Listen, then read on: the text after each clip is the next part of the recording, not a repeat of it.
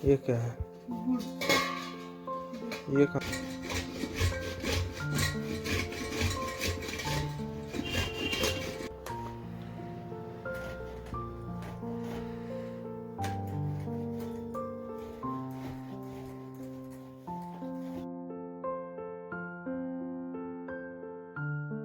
राधे राधे दोस्तों, कैसे हैं आप लोग। आपका मेरे चैनल अंजनी के हरवार ब्लॉग्स में स्वागत है।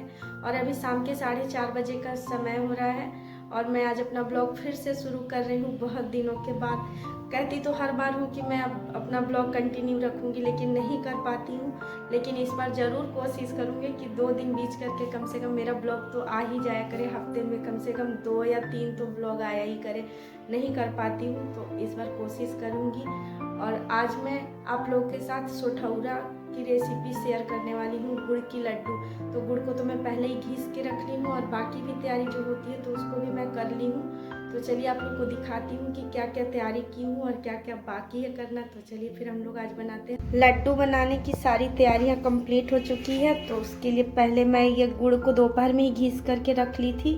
ये गोंद हो गया, ये अलसी हो गया, ये मेथी है, ये बादाम को मैं पहले से काट के रख ली हूँ, काजू, छुहाड़ा, ये सौंठ, हल्दी और मेथी दाना है, किशमिश, ये सिंघाड़े का आटा और ये है मखाना।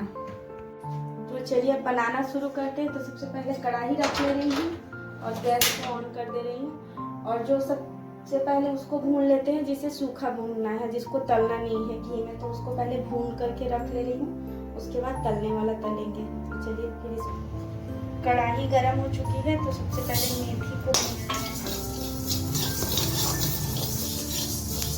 मेथी भून चुका है, जिससे चिट की आवाज़ आने लगती है। बस मैं इसे निकाल दे रही हूँ। ज़्यादा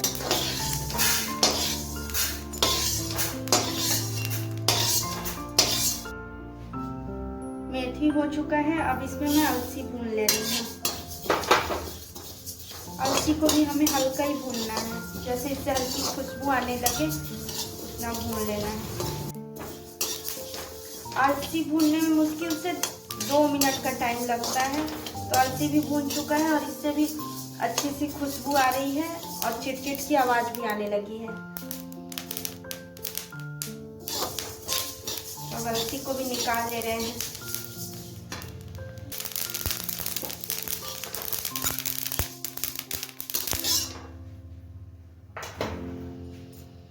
और अब इसमें सिंघाड़े के आटा को भूनेंगे। ये सिंघाड़ा का आटा है।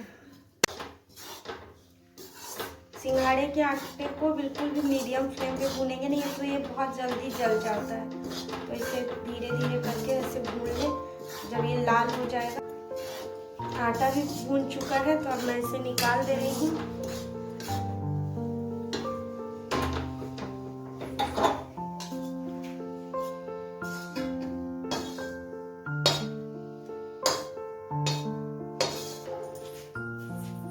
और अब इसमें मैं घी डाल दे रही हूँ।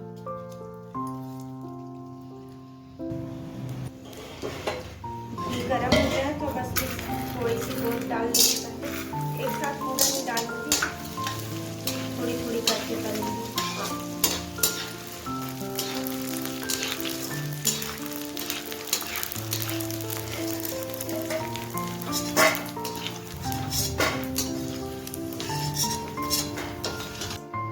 मखाना डालेंगे।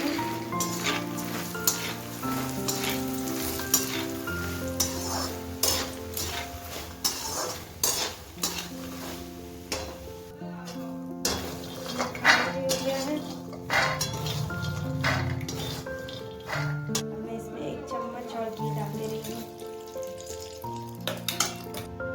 सबसे पहले इसमें बादाम डाल दे रही हूँ।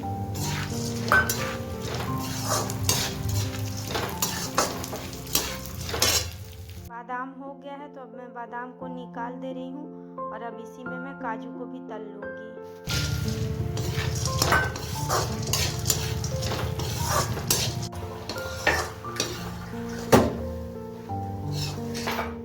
और ये है पोस्ता दाना, इसे भी भून ले रही हूँ हल्का सा।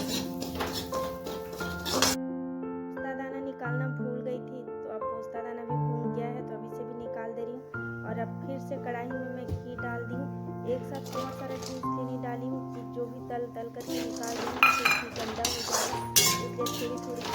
डाल रही हूँ और उसी में फिर तल ले रही हूँ। तो अब सभी चीज़ तल चुका है, किशमिश ये लास्ट है, किशमिश भी हो चुका है। तो अब बस मैं इसे भी निकाल ले रही हूँ और अब हमारा सारा ड्राई फ्रूट तल गया है। बस छुहाड़ा को नहीं तलेंगे। तल गया है तो गैस का फ्लेम मैं बंद कर दी हूँ और जब घी हल्की ठंडी हो गई है तो हल्दी को इसी में मैं डाल करके थोड़ी सी भून ली हूँ। कच्ची भी डाल सकते हैं लेकिन थोड़ी भूनने से सोंधापन चीज़ तल चुका है और अब पीसने वाला पीस ले रही हूँ। पहले मेथी पीसूंगी, पहले मेथी पीस ले रही हूँ।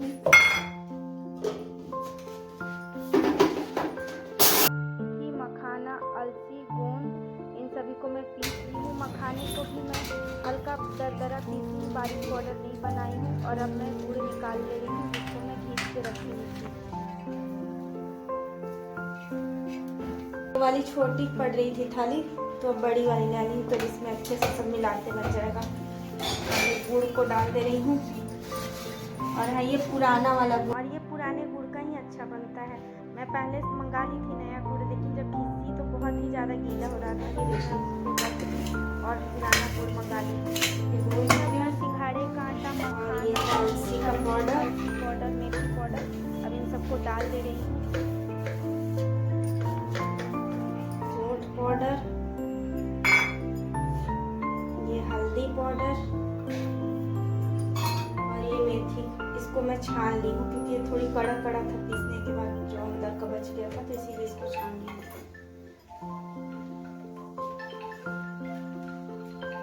सभी को पहले अच्छे से मिक्स कर देना है। जब अच्छे से ये मिक्स हो जाएगा उसके बाद हम इसमें ड्राई फ्रूट्स डालेंगे।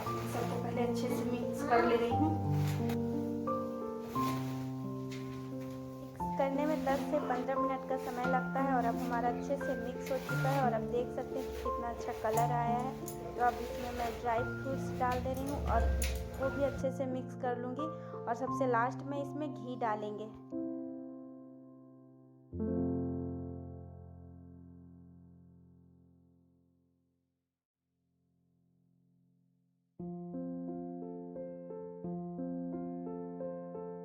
सभी ड्राई फ्रूट्स को डाल करके और अब अच्छे से मिला ले रही हूँ और अब ये अच्छे से मिक्स हो चुका है। तो अब इसमें मैं घी डाल दूँगी।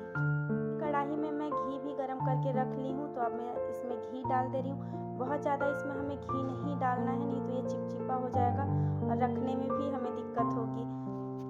एक बार हम इसे बना ले और महीनों तक खा सकते हैं इसे। तो ये बच्चे बड़े सभी के लिए बहुत ही फायदेमंद होता है। सर्दी के मौसम के लिए तो खास करके बहुत ही अच्छा होता है। तो बस अब हम इसमें घी डाल करके भी इसे अच्छे से मिक्स कर दिए हैं और अब इसका मैं छोटे छोटे लड्डू बना करके रख लूँगी।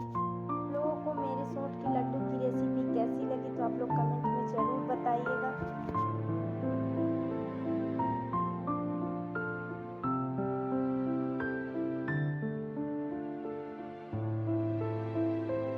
चीज़ों को मैं अच्छे से मिक्स कर दे रही हूँ और अब मैं आराम से नीचे बैठ करके मैं लड्डू बना ले रही हूँ।